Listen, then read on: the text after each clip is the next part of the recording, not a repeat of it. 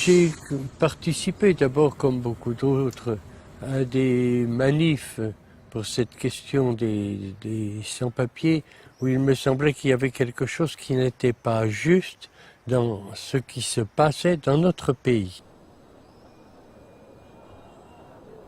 Mais allant à l'une ou l'autre manifestation, j'étais mal à l'aise. Je trouvais que c'était une manière grossière de traiter quelque chose de profond. Même les meilleurs slogans m'apparaissent insuffisants en face de ce qu'est la dignité d'un être humain.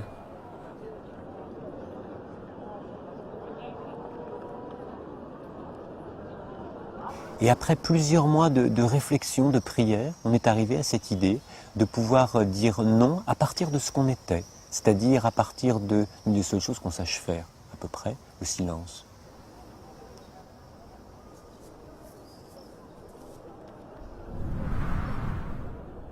En octubre de 2007, los hermanos franciscanos de Toulouse iniciaron el primer círculo de silencio para denunciar la política migratoria de la Unión Europea, una política que encierra a los inmigrantes sin papeles en centros de internamiento para extranjeros. Hoy, en Francia y en Europa, existen más de 200 círculos que se reúnen una vez al mes en el centro de las ciudades durante una hora de protesta silenciosa. Quand on passe, si quand même on se pose des questions, on a envie de demander ce qui se passe. Et moi jamais j'aurais pensé que c'était ça. J'avoue, je me suis dit c'est quoi cette secte? Pourquoi ils ne parlent pas? Qu'est-ce qui se passe? Personne ne bouge, j'ai même eu peur de déranger. C'est un beau geste, surtout je vois qu'il y a principalement des personnes françaises, de nationalité française sûrement, et c'est touchant quand même. Nous acceptons, croyants, incroyants, gens de toute religion, peu importe, mais des gens qui croient que l'être humain n'est pas un animal, Oui. ni une chose. Et puis faites-le savoir autour de vous. Je le ferai savoir, oui. Pour nous, le silence est logique parce qu'il est lié à la prière. Mais en même temps, on a toujours dit qu'on invitait toute personne croyante ou non croyante à rentrer dans le cercle. Et la plupart des gens sont des gens qui ne prient pas, mais qui rentrent dans la démarche du silence. L'idée, c'est de permettre à chacun de partir de là où il est, c'est-à-dire des images de son papier qu'il a, de sa propre expérience.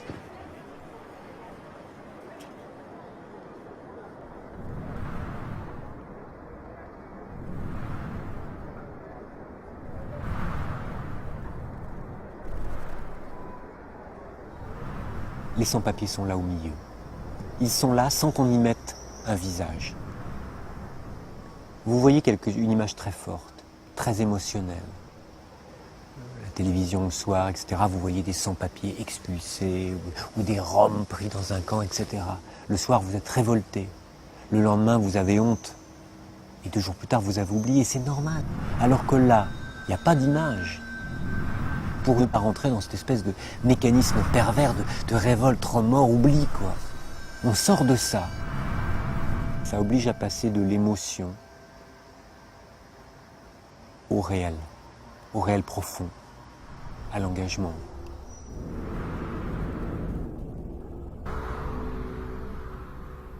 Tous ces étrangers qui sont ici, ils viennent tous avec le cœur pleurant. Pourquoi?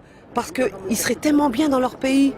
Mais les événements qui se passent dans leur pays font qu'ils sont obligés d'émigrer. Alors, allons les comprendre aussi. Ils ne viennent pas pour manger notre pain ici en France. Non, ils viennent parce qu'ils sont en souffrance dans leur pays, tout simplement. Je sais pas, ça fait penser à des camps d'enfermement, ça rappelle certaines choses pas très glorieuses de l'humanité. Ouais.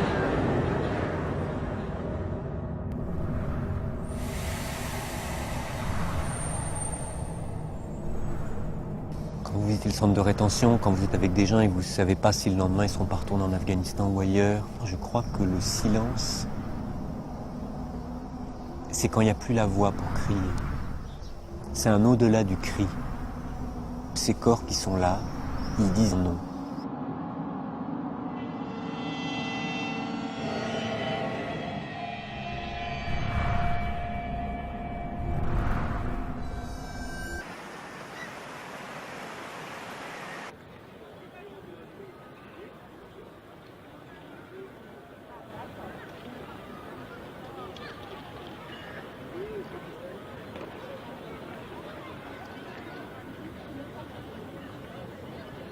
Moi, au cercle, je ne peux pas être là sans penser à ce que vivent les sans-papiers, dans les cendres, à ce que vivent les sans-papiers qui ont peur d'être pris et qui ne vivent plus. Mais de l'autre côté, à me mettre dans la situation aussi du préfet ou du juge qui a à prendre une décision et qui en même temps dit « je ne peux pas accueillir tout le monde ». Vous voyez, vous êtes dans cette complexité, vous êtes à la fracture. Et c'est là, à mon avis, qu'on est dans la juste position.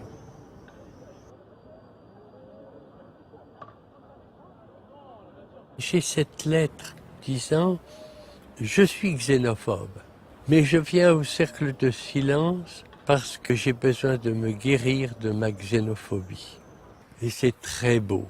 Quand j'ai lu ça la première fois, j'en pleurais parce que c'est tellement émouvant que quelqu'un reconnaisse bien ce que nous sommes tous plus ou moins. Et je ne cache pas que j'ai aussi des relents de xénophobie, hein, limités, mais enfin, j'espère, c'est quelque chose qui doit se guérir en nous. Le silence, ça permet à ce moment-là de ressentir des choses plus importantes, plus intérieures, hein, et puis de s'apercevoir que ce que l'on pensait être opposé, ben, c'est pas tellement opposé.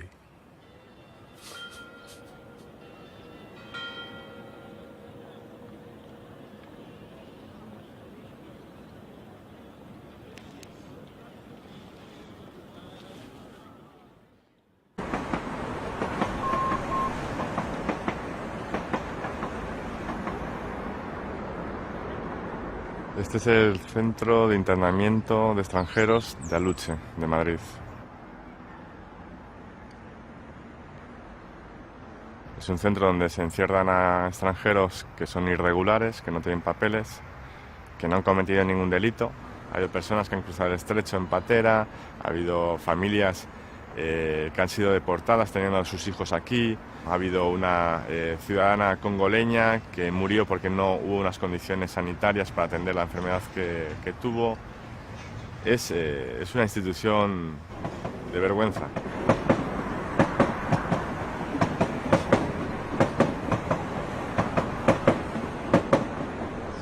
En España se detienen unos 400.000 inmigrantes al año.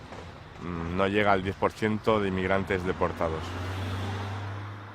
Es más bien una herramienta para mermar a la población inmigrante y a la vez para que la visión del español crea que son criminales. Tú caminas por las calles de Madrid y ver a un inmigrante detenido por una furgoneta de la policía y no saber qué ha pasado después con él es algo normal. No hay un escándalo o una angustia por saber qué pasa con esa persona, ¿no? Es muy violento.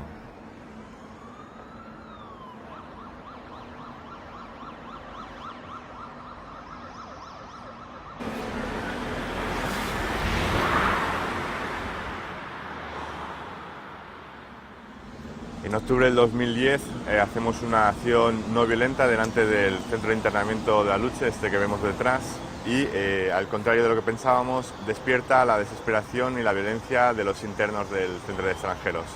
Empiezan a gritar, piden auxilio, golpean, sacan una sábana de una cama, la queman, entra la policía, golpean a los inmigrantes y nos damos cuenta que nosotros no podíamos controlar la situación. Abortamos la acción y empezamos a buscar una alternativa a esa acción. Descubrimos que en Francia hacía más de 3 años se hacían los círculos de silencio y nos sumamos a esa experiencia y en noviembre del 2010 hacemos el primer círculo de silencio en España y lo trasladamos a Puerta del Sol, que tiene una repercusión política mucho más importante.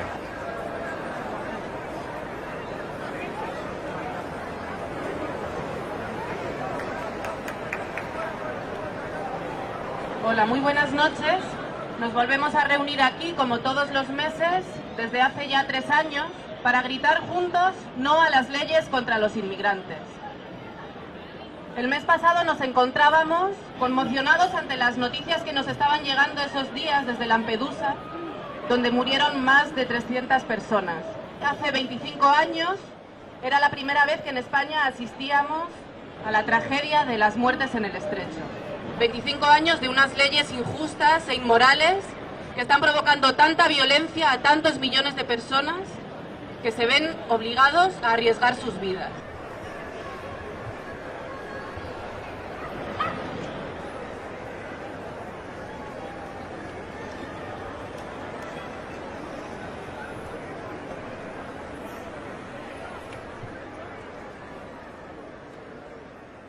El estrecho es ya una fosa común.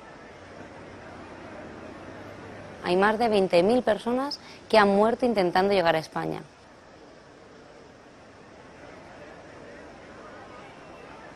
La tragedia de Lampedusa, la respuesta de la Unión Europea ha sido fortalecer el Frontex, ha sido hacer unas vallas más altas, ha sido implicar más al ejército, ha sido externalizar las fronteras, es alejarnos del problema. Eso significa más muertes. Hola, buenas. Yo recuerdo la poesía de Rafael Amor que dice, mírame bien a los ojos. Más allá, mucho más del odio, del egoísmo y del miedo. Y verás que soy un hombre, no me llames extranjero. La Unión Europea tiene que recordar esto, que son seres humanos. No son números que mueren.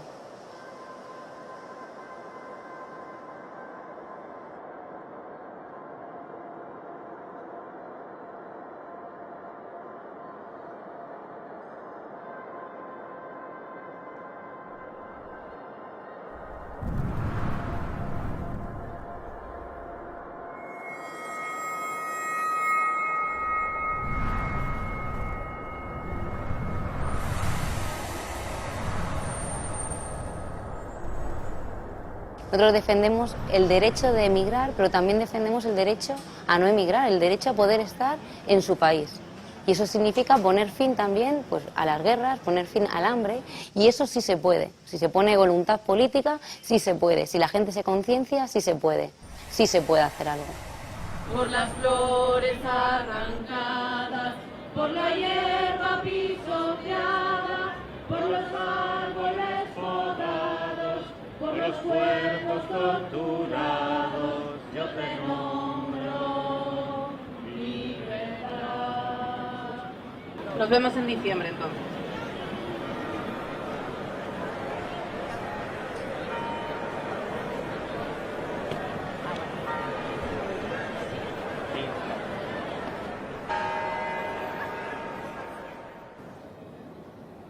Madrid, Zaragoza, Sevilla, Vitoria, Valladolid, Burgos, Pontevedra, en Lugo, vamos, se van sumando Murcia, cada vez más ciudades a esta iniciativa. Entonces sí está habiendo una respuesta creciente en la sociedad.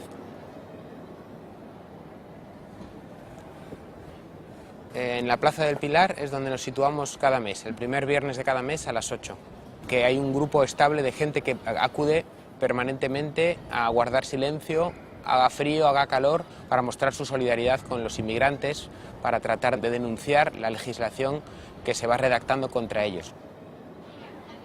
No podemos decir que toda la población de Aragón sea solidaria o sensible con la injusticia que sufren los inmigrantes sin papeles, pero todos los partidos en la Cámara Autonómica de Aragón se han puesto de acuerdo a favor de la campaña Salvemos la Hospitalidad, que trataba de frenar, y lo ha conseguido, la inclusión en el Código Penal español de un artículo que penalizaba la asistencia humanitaria a las personas sin papeles, gracias a la lucha de estos meses de los Círculos del Silencio en Zaragoza.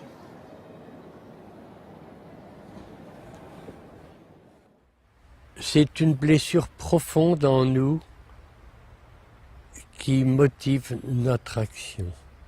Quand vous ressentez une injustice, ou quand vous ressentez qu'il y a quelque chose d'important, pourquoi ne pas le dire? Qu'est-ce qui vous empêche de le dire? Est-ce que c'est parce que on va me juger comme ceci? Alors évidemment, la façon dont on me juge, je m'en suis débarrassé parce que justement je me suis aperçu que ça m'empêchait d'être profondément moi-même dans toutes les circonstances. Et il y a des moments où je n'ai pas osé parler, me dresser devant une injustice, Et je l'ai regretté amèrement, c'est revenu souvent.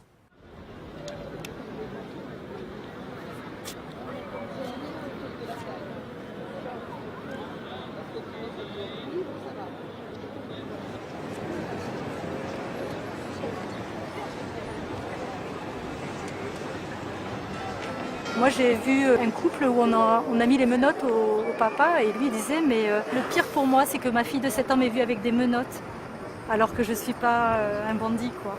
Et moi c'est ce qui me fait un peu peur aussi actuellement avec mon entourage, les gens que je connais et tout, c'est de dire oui mais regarde l'état de l'Europe, on ne peut pas accueillir le monde entier. Et moi je ne parle pas d'accueillir le monde entier, c'est regarder votre voisin, regarder avec qui vous vivez, plus tard Alain, regardez ce qui se passe et indignez-vous. Enfin, c'est des gens que vous connaissez, qui habitent à côté de vous. Les enfants sont amis. Et là, du jour au lendemain, parce qu'il y a des lois, vous les ignorez, vous regardez. Enfin, c'est gravissime, quoi.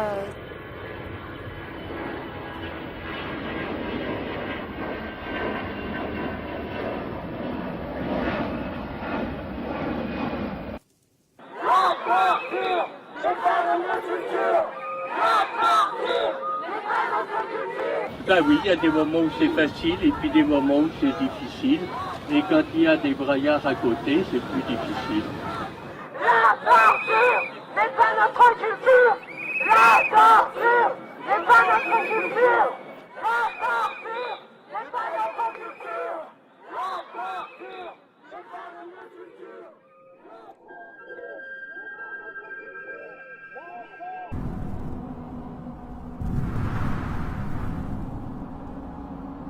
La non-violence ne peut pas grandir en quelqu'un dans l'agitation et le bruit.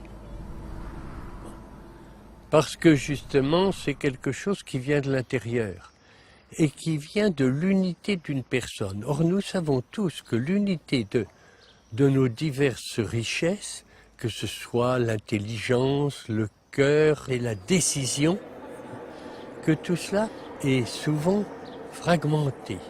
Et nous en souffrons tous de ça. Mais à partir du moment où on a découvert qu'on est tellement mieux quand il n'y a pas en nous une bagarre. Le moine, nous ne sommes pas des moines, mais le monos, c'est celui qui est un. Alors, c'était bien dans cet esprit-là que se sont créés les ordres monastiques et la tradition monastique la plus antique.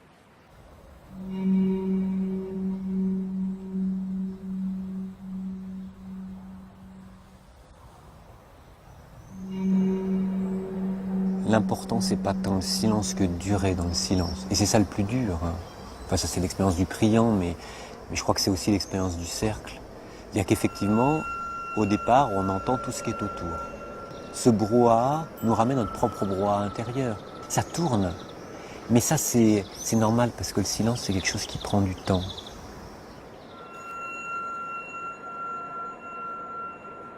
L'autre jour, j'avais en face de moi un petit couple, et ils discutaient, parce que voilà, c'est impossible de tenir une heure en silence, tenir un quart d'heure en silence. Parce que ça fait peur, le silence. Ça fait peur.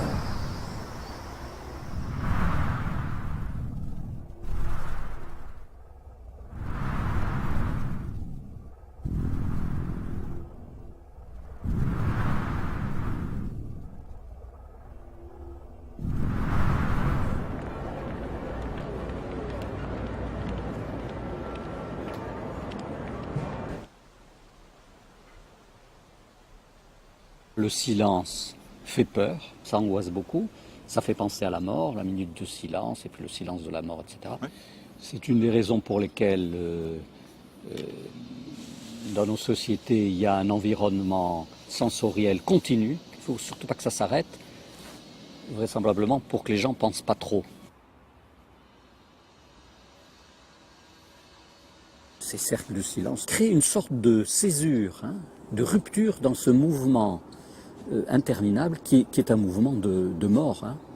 Pour pouvoir vivre un bon silence, il faut avoir un sentiment continu de sa propre existence. Il faut avoir une continuité de soi.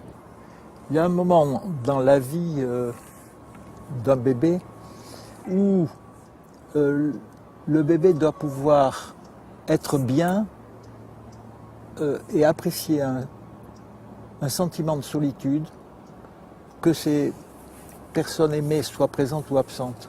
Ça permet la construction identitaire et ça permet une certaine autonomie, une bonne solitude, une solitude habitée par, peuplée par les gens aimés, qu'ils soient présents ou absents, est nécessaire pour qu'il puisse y avoir un bon silence, un silence au service de soi et au service d'autrui. Alors en ce sens, le silence est une action militante, hein, on pourrait le dire, c'est-à-dire dans la reconnaissance de l'altérité. Voilà. Et l'altérité, c'est la reconnaissance de l'autre comme différent et identique. C'est quelqu'un d'autre, mais c'est comme moi-même. Donc ça nous ouvre, à l'autre. C'est un engagement. Hein, ça nous ouvre à l'autre. Ça nous ouvre à l'autre. Pour moi, le silence est toujours un engagement d'adhésion à la vie, de militantisme de la vie. On nous a donné la vie, qui est un bien précieux, quelles que soient les avanies de la vie, c'est un bien précieux, et donc on est redevable au monde de cette vie qu'on nous a donnée. Et je crois que dans le silence, il y a ça qui se joue. Il y a ça qui se joue. La vie. Ouais. Oui, la vie et la mort. Les deux. La vie et la mort, c'est ça. Mais il n'y a pas l'un sans l'autre, alors donc voilà. C'est lié pour toujours. Ouais. Nous voilà silencieux un moment, mais on a besoin de penser.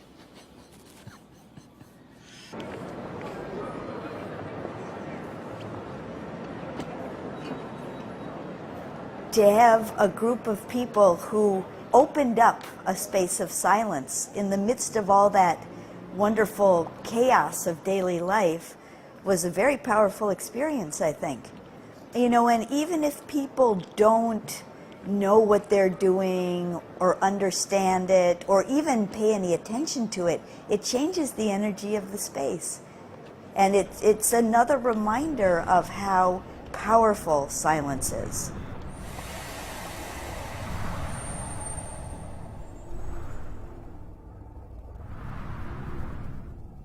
N'espérons pas les changements de la société indépendamment des changements à l'intérieur de chacun d'entre nous. C'est ça la non-violence. Elle dit ça de A à Z.